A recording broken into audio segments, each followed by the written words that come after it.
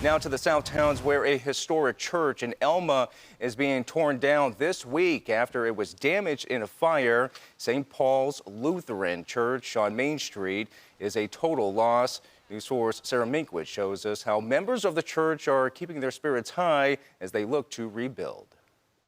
It was absolute destruction. It was black smoke, and it was just devastating to see it.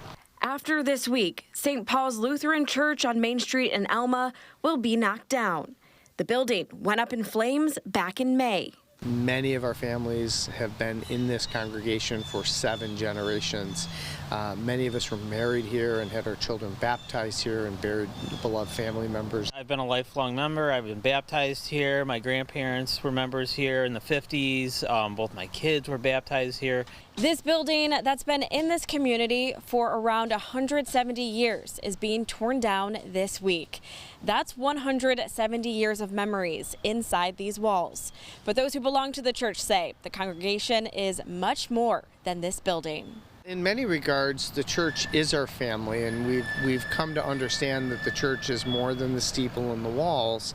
It's really the people inside, how we care for each other, how we come together in crisis. Members of St. Paul's have faith that the church will rebuild and be even stronger than before. Pastor Jonathan Hazley and his wife Rachel are new to the congregation and have already seen just how strong the community is. With the church burning has been really a catalyst for this congregation, where I think a lot of people were kind of shaken up, and there's been a whole range of emotions that have taken place, anger and grief, but also there's been an optimism of saying, you know, out of this kind of death, there's a resurrection that's taking place. The congregation is raising money to build a brand new church. They're looking into whether it could be built on the existing site or somewhere else nearby.